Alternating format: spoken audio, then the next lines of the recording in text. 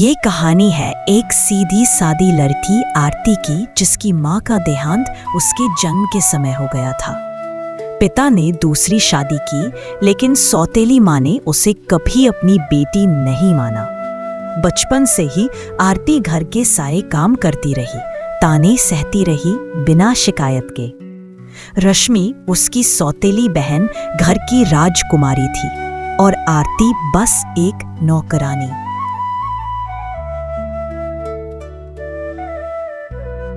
हे भगवान, आज फिर देर हो गई, माँ फिर से चिल्लाएंगी। आरती उठते ही सबसे पहले कुएं से पानी भरती है, फिर झाड़ू पोछा लगाती है, चूल्हा जलाती है, खाना बनाती है, ताजी चटनी बनाती है। माँ, ये क्या है रोज रोज बोरिंग सा खाना? मुझे ये नहीं खाना, मुझे कुछ चटपटा खाना है। जा आरती, मेरे लिए मैगी बना ला। ठीक है रश्मि, मैं अभी बना लाती हूँ। तो जाना, खड़ी क्या है फिर? रश्मि को भूख लगी है, दिखाई नहीं देता तुझे?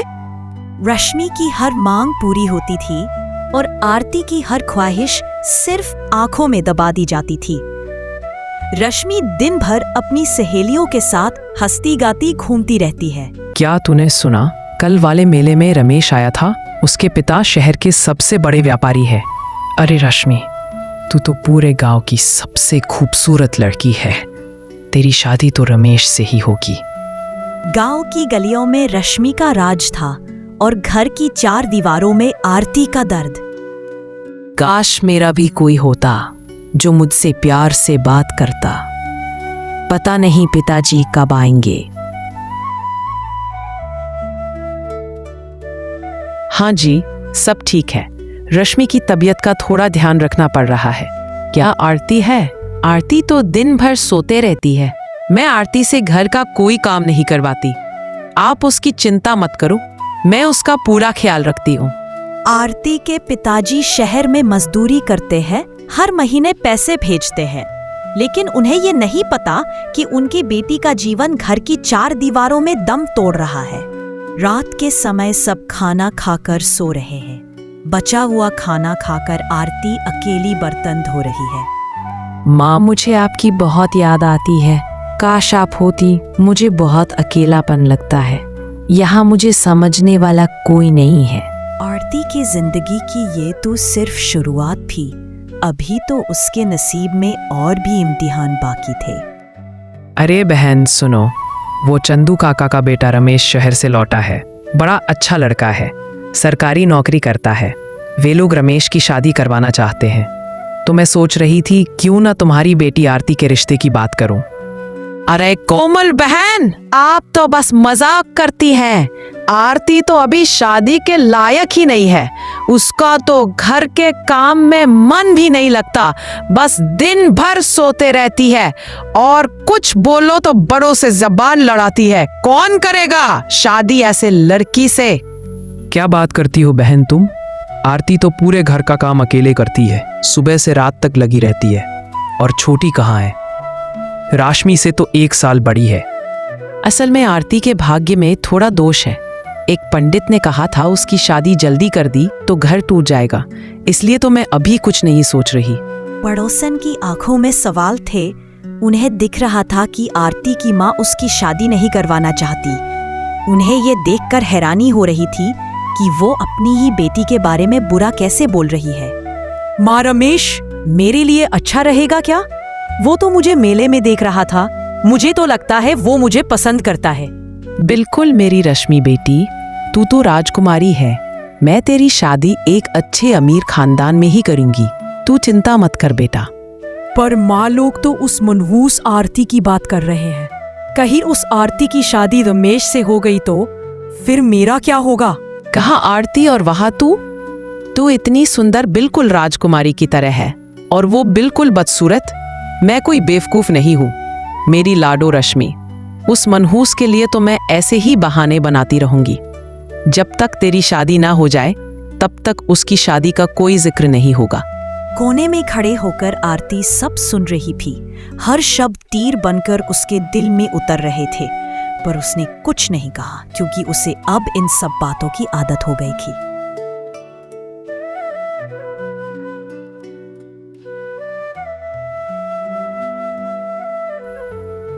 अरे रेशमा की माँ, मेरे देवर का लड़का है, अच्छे कॉलेज में पढ़ा लिखा है, गांव में घर है, खेती बाड़ी भी है। मैं चाह रही थी कि आरती के लिए बात चलाऊं। अरे बहन, आपको किसी ने नहीं बताया, आरती को बुखार रहता है और उसका स्वभाव भी कुछ अलग है। आपको बाद में पछताना पड़ेगा। मैं तो पहले ही बता रही हूँ।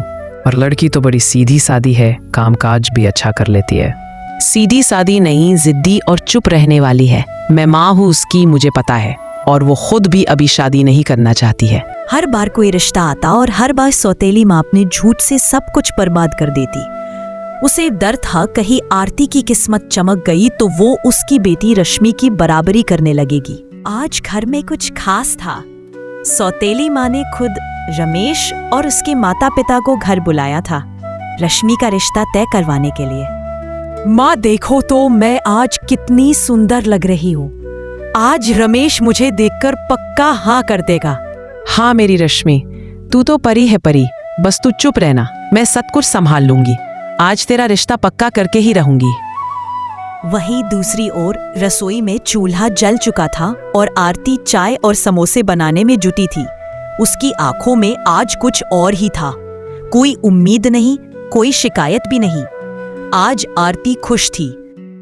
दोपहर होते ही रमेश और उसके माता पिता रश्मि को देखने पहुंचे। आइए आइए, स्वागत है आपका। बहुत दिन से सोच रही थी आप लोगों से मिलने के लिए। ये मेरी प्यारी बिटिया रश्मि है। अरे वाह, आपकी बेटी तो बहुत प्यारी है। आज तो रश्मि ने अपने हाथों से आपके लिए चाय और समोसे बनाए हैं। आप लोग खाइए ना, मेरी बेटी के हाथों में बहुत स्वाद है। ये समोसे वाकई बहुत स्वादिष्ट हैं। इतने अच्छे समोसे तो मैंने शहर में भी नहीं खाए। बेटिया बताओ ना, ये समोसे कैसे बनाए तुमने? थोड़ा हमें भी तो सिखा दो। मैंने तो बस मैं। रमेश की माँ मन ही मन सोचती है। मुझे तो लग रहा है ये दोनों माँ बेटी झूठ बोल रहे हैं। इसी बीच रमेश की नजर रसोई में खड़ी चुपचाप काम करती आरती पर पड़ती है। रमेश को एक नजर में आरती की सादगी पसंद आ गई थी। उसके चेहरे पर थकावट थी, पर आंखों में एक सच्चाई और सादगी थी। आपके रसोई में वो लड़की कौन है? वो आरती मेरी बड़ी बेटी है, लेकिन अभी वो उसकी तबीयत कुछ ठीक नहीं रहती है। शादी की बात नहीं सोची हमने उसके लिए। आरती बेटा, जरा यहाँ आना, हमें तुमसे बात करनी है। क्या तुम बता सकती हो इतने स्वादिष्ट समोसे कैसे बनाते हैं? आरती को कुछ पता नहीं था कि अंदर क्या चल रहा है। उसने मासूमियत से समोसे बनाने की विधि बता दी। अरे इसे कुछ अच्छे से नहीं आता, अभी तो बस मैं इसे खाना बनाना सिखा रही हूँ। देखिए ना, आरती तो अभी बच्ची है, इसके कुंडली में दोष है, हमारे पंडित ने बताया है। अगर उसकी शादी जल्दी हुई तो पति पर बुरा असर पड़ेगा। ये कैसा बहाना है? अभी आपने कहा था कि आरती बच्ची है, अब कुंडली दोष आ गया। ऊपर से आपका ये झूठ कि समोसे रश्मि ने बनाए हैं। अगर आपकी बेटी को समोसे बनाने नहीं आते तो उसमें कोई हर्ज नहीं है, पर आपको झूठ नहीं बोलना चाहिए था। देखिए सीधी बात है, आरती मेरी सगी बेटी नहीं है, वो मेरी सौतेली बेटी है। मैं उसकी शादी की जिम्मेदारी नहीं ले सकती। अगर आपको रिश्ता करना है तो रश्मि से कीजिए, वरना आप जा सकते हैं। कमरे में खामोशी छा जाती है। रमेश और उसके माता पिता नाराज होकर चले जाते हैं। तेरी हिम्मत कैसे हुई बाहर आने की? क्यों आई तू बीच में? सब बर्बाद कर दिया तूने। तेरी शक्ल दिखाकर तू जलती है ना रश्मि से, इसलिए तेरी वजह से मेरी बेटी का रिश्ता टूट गया। तू तो चाहती ही थी कि मेरी बेटी की शादी अच्छे घर में न हो। क्यों बताया तुमने कि समोसे रश्मि ने नहीं बनाए? मुझे पता है तू जानबूझकर रमेश के सामने आई ताकि वो तुझे पसंद कर ले। तू मनहूस है, जब भी कोई हमारे घर आता है तो तू बीच में आ जाती है। क्यों बताया कि तूने समोसे बनाए हैं? बोल देती ना, मुझे नहीं पता। पर नहीं, तुझे बस अपनी ही तारीफ अच्छी लगती है। तू बचपन से ऐसी है, इसलिए तेरी माँ भी तुझे छोड़कर चली गई। पिताजी भी तुझे पसंद नहीं करते। तू सिर्फ एक बोझ है हमारे घर में, और अब तू मेरी जिंदगी में भी बर्बादी कर रही है। तुझे पता था ना कि रमेश एक अच्छे खानदान का लड़का है, इसलिए तूने ये सब जानबूझकर किया। माँ, मुझे माफ कर दीजिए। मुझे नहीं पता था कि उन्होंने पहले रश्मि से समोसे बनाने की विधि पूछी थी। मैंने जानबूझकर नहीं किया कुछ भी, मुझे माफ कर दीजिए। माँ रश्मि, मुझे माफ कर दो बहन। तेरे व्यवहार ने आज बहुत दुख दिया है। सच कहूं तो आज मन नहीं है तुझे खाना देने का। घर में जो कुछ भी है वो तुझे नहीं दूंगी जब तक तू अपने तौर तरीके नहीं बदलती। कभी कभी सोचती हूँ भगवान जाने मैंने क्या गलती की जो मेरे हिस्से में इतना दुख आया। तू जानती है मेरी बेटी का रिश्ता टूटने से मुझे कितना दर्द हुआ है, और अब तू ऐसे बर्ताव कर रही है जैसे कुछ हुआ ही नहीं। तूने जो किया वो ठीक नहीं किया। अब देखना, वक्त तुझे सब सिखा देगा कि किसी का घर तोड़ने का दर्द क्या होता है। सौतेली माँ और रश्मि की बातें सुनकर आरती टूट सी गई। उससे समझ नहीं आया कि उसकी गलती क्या है। आरती बोलना बहुत कुछ चाहती थी पर बोल नहीं पाई, क्योंकि अब उससे समझ आ गया था कि उसका अब यहाँ कोई नहीं है। आरती बस अपने कमरे में जाकर अपनी माँ को याद करके रोने लग गई। उससे अपनी माँ की बहुत याद आती थी, क्योंकि आज अगर उसकी माँ होती तो आरती के साथ ये सब कभी नहीं होता। रोते रोते ही आरती सो जाती है।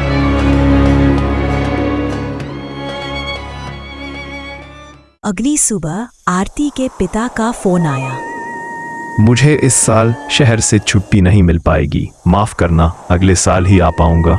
आरती और रश्मि का ख्याल रखना। ये सुन सौतेली माँ के चेहरे पर मुस्कान फैल गई। अब देख, तेरे बापू साल भर नहीं आएंगे, तू समझ रही है ना। अब आरती की सारी जिम्मेदारी मेरे हाथ में है, और अब मैं वही करूंगी जो मेरे और तेरे लिए ठीक है। तो माँ, अब देर क्यों? आरती को जल्दी घर से बाहर निकाल। उसे घर में रखेंगे तो हर रिश्ता बर्बाद करती रहेगी। अब माँ बेटी की चालबाजी ने एक नई साजिश का रूप लिया। उन्होंने एक खतरनाक योजना बनाई जिससे आरती को इस घर से हमेशा के लिए निकाल फेंका जाए। हमारे गांव में कोई ऐसा लड़का है जो बहुत गरीब है, जिससे अगर कोई लड़की शादी कर ले तो उसकी जिंदगी बर्बाद हो जाए। हाँ, रघु है ना, जिसके पास खुद का घर तक नहीं है। उसकी माँ बीमार रहती है, खेत भी गिरवी पड़े हैं। वैसे क्या करना है? बस उसकी शादी आरती से करवानी रे। वो मनहूस मुझसे तो कुछ बोल पाएगी नहीं, और उसके पिताजी भी तो 1 साल तक घर नहीं आने वाले। अरे पर इतना बड़ा धोखा, अगर उसके पिताजी को पता चल गया तो? धोखा नहीं है ये, हम उसकी जिंदगी बना रहे हैं, वरना कौन करेगा उस मनहूस से शादी। हमारी घर में अब और नहीं रख सकते उसे, और हमें तो अपनी रश्मि की शादी किसी अमीर व्यापारी से करानी है। आरती अगर घर में रही तो सब खराब कर देगी। अगली सुबह सौतेली माँ रघु के घर गई। सौतेली माँ ने जबरदस्ती रघु के साथ आरती की तुरंत शादी करा दी। छोटा सा मिट्टी का मकान, टूटी खाट और बीमार माँ। देखो आरती, मैं जानता हूँ ये शादी तुम्हारी मर्जी से नहीं हुई। मैं कुछ कमाता भी नहीं हूँ, खेत भी कर्ज में डूब चुका है, पर मैं जल्द ही काम ढूंढ लूंगा। ना कहकर वह अपने एक दोस्त के दुकान से कुछ सब्जियां उधार मांग लाता है, जिससे आज के खाने का बंदोबस्त हो जाए। आरती थोड़ी सी सब्जी से ही बहुत अच्छा खाना पका लेती है। बेटी, तुमने कम मसालों में भी कितनी अच्छी सब्जी बना ली। तुम तो अन्नपूर्णा हो। आरती, मुझे मेरे दोस्त के खेत में काम मिल गया है। पर मैं चाहती हूँ कि मेरे पति का भी अपना खुद का कारोबार हो। आखिर वो कब तक दूसरे की खेत में मजदूरी करेगा? हमारे घर सामने कितनी बड़ी जगह खाली है, क्यों ना आप वहाँ कुछ सब्जियों की खेती करें। दिन बीतते गए, फिर कुछ दिन बाद बागीचे में बहुत सारी सब्जियां उगाई। माँ देखो, हमारी मेहनत रंग लाई। आरती, रघु और उसकी माँ भगवान का धन्यवाद करते हैं। वे तीनों बहुत खुश थे। मेहनत करता और बाजार में वे सब्जियां बेचता। उसका ये व्यापार बहुत अच्छा चलने लगा। रघु के घर की हालत अब बहुत सुधर गई थी। आरती की सूझबूझ से रघु अब बहुत पैसे कमाने लगा था। मैं सोच रहा हूँ कि हमारे पास अब अच्छे पैसे आने लगे हैं, क्यों ना हम अब नया घर खरीद लें और खेत भी वापस छुड़वा लें। आरती और माँ बहुत खुश थे। रघु ने अपना खेत भी छुड़वा लिया और एक नया सुंदर घर भी खरीद लिया। अब वे सब बहुत खुशी से जी रहे थे। उधर रश्मि को उसकी माँ और उसके कर्मों का फल मिल रहा था। उसके पति को उसके कारोबार में बहुत बड़ा नुकसान हो गया। उसका घर खेत सब छीना गया। हाय हाय मेरी बेटी, तू परेशान न हो, सब ठीक हो जाएगा। सुना है आरती बहुत अमीर हो गई है, क्या पता वो तेरी मदद करे। पर आरती भला मेरी मदद क्यों करेगी? उसे तो मेरी हालत देखकर खुशी होगी। रश्मि को आरती से अब और भी जलन होने लगी थी।